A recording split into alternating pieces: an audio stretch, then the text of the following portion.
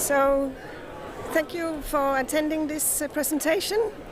I'm glad to be here on behalf of Pila Pharma, a Swedish company, and I'm Dorte X. I'm the CEO and founder of Pila Pharma. We are developing a small tablet treatment for diabetes and possibly obesity. It is a TRPV1 antagonist, as mentioned before, which puts it in the category of compounds that can treat pain and inflammation as other chronic diseases. But we have a focus on the above.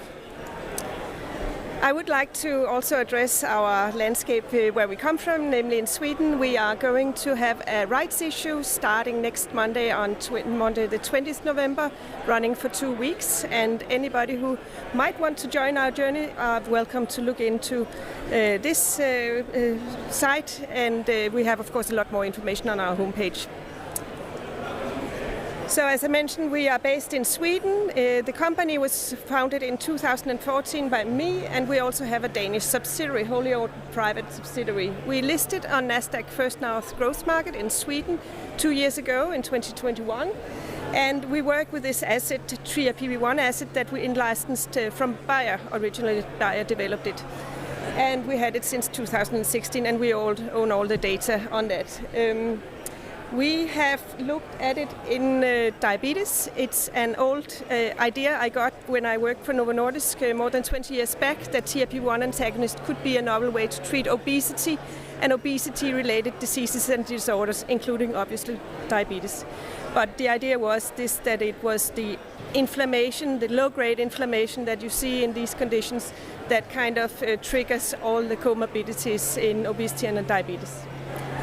We also, last year, sought and got an Orphan Drug Designation approved by the FDA to treat pain, so the classical target for these kind of molecules, pain, but in a small and rare disease called Erythromelalgia.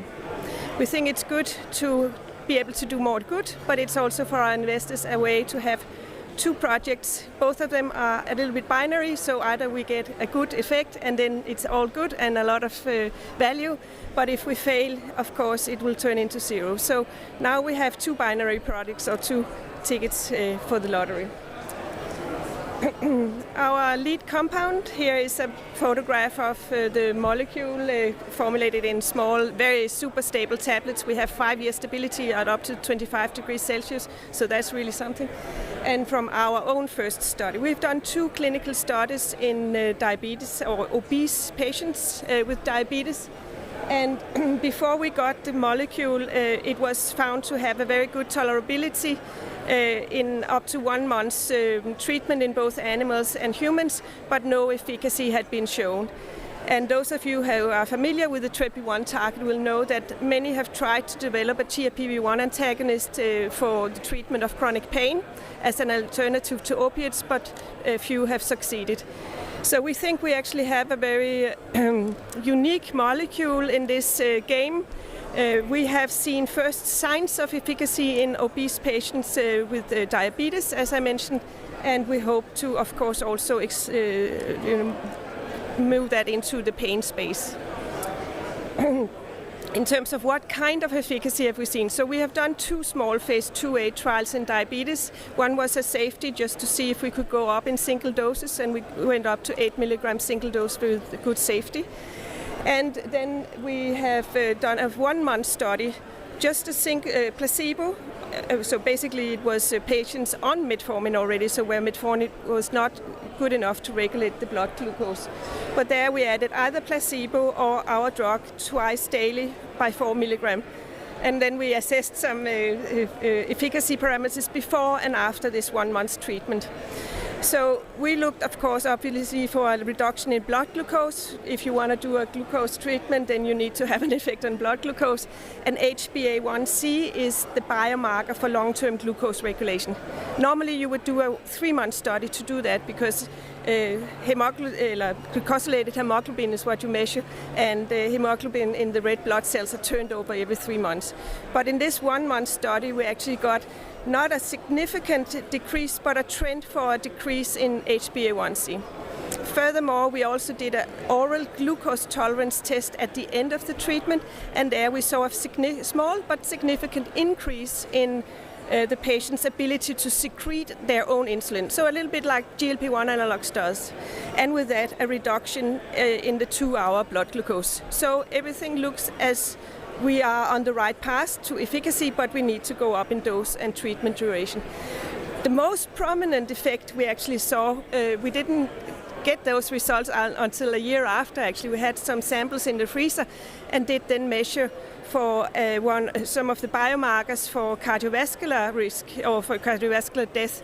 And the one called ANP, it is a molecule that is secreted by the heart in response to chronic vascular overload. So it's a marker for chronic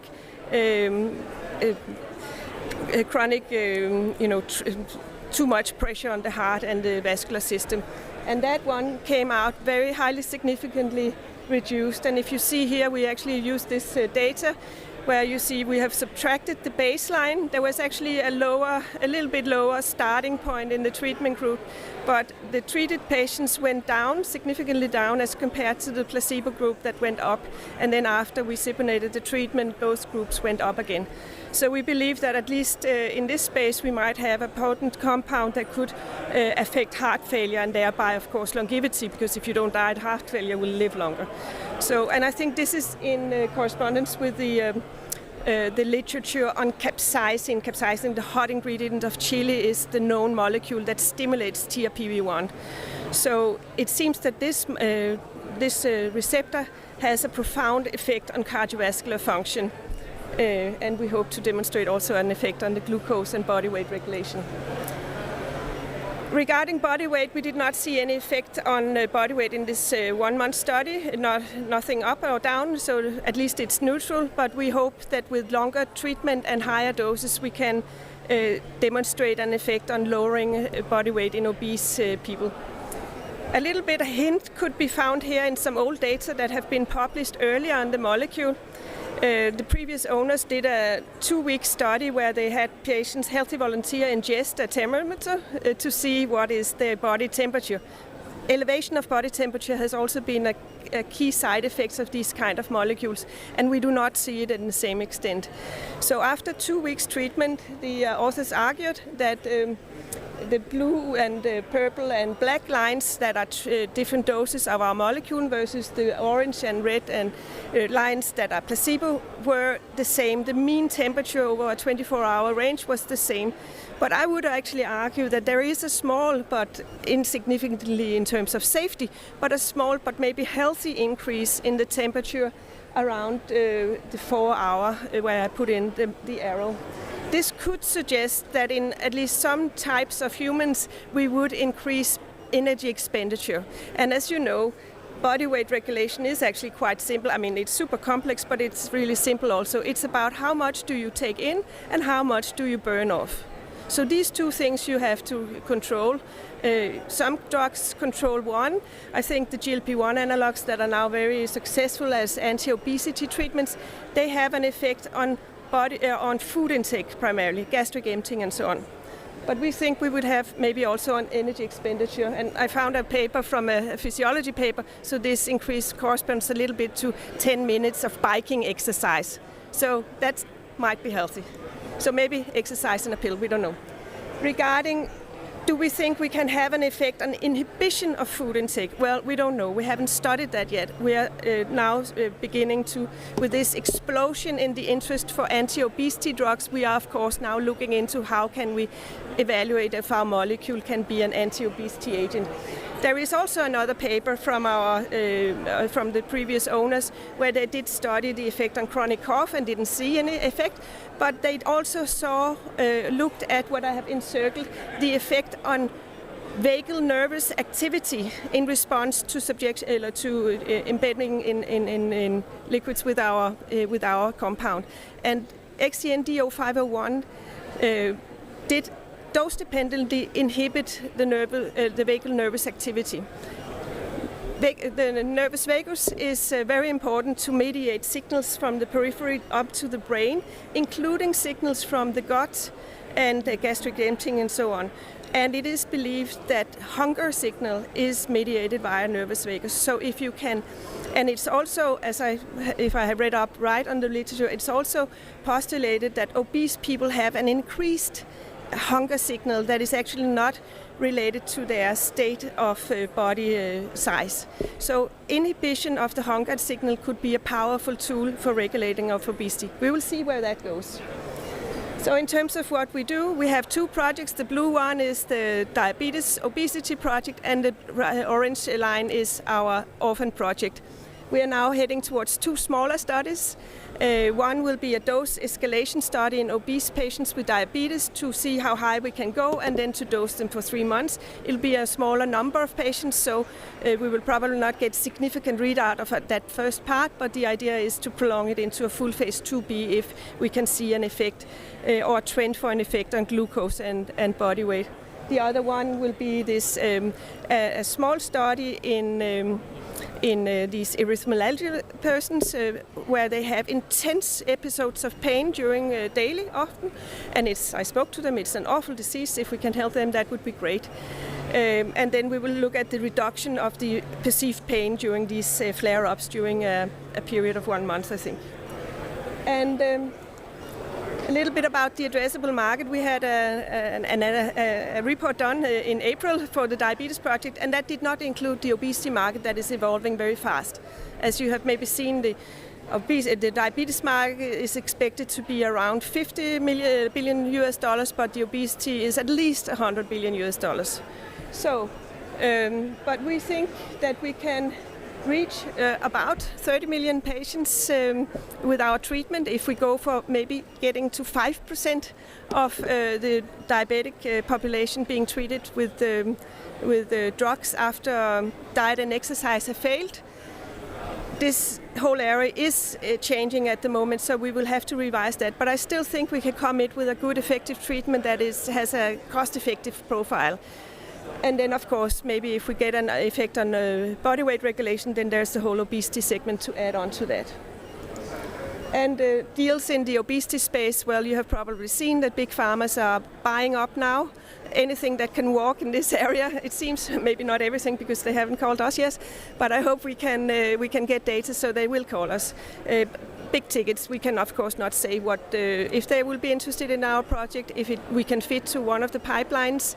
But as we see it going forward, if you want to treat half of the world's population for obesity, you need something that is easy to administer as a very good, nice small tablet like ours, and it should be less costly than the products that are available now. So I think we have a ticket for the future there. In terms of our project in erythromelalgia, it's much smaller, obviously, but we can also get to market 3 years faster and start earning money. And as I said before, it's also a little bit insurance against lack of efficacy in one of the indications. And then again, please, if you consider this as an interesting project, and if you are a person, private investor, so please look into this and join us on the next 2 studies. I think that's it, and we have a little bit of time for...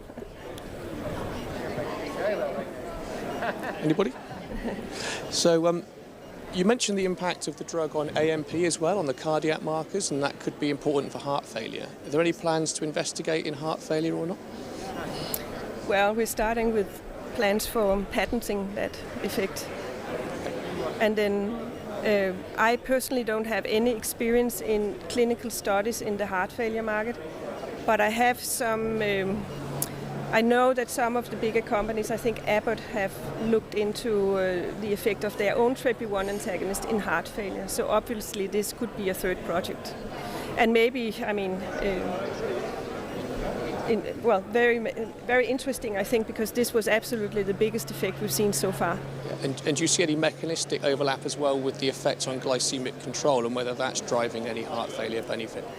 I think maybe it's a dual effect then, because I mean the NP, that's I think a direct effect on the heart. Mm-hmm. But also if you can ease or lower the blood pressure and the load on the heart. Yeah.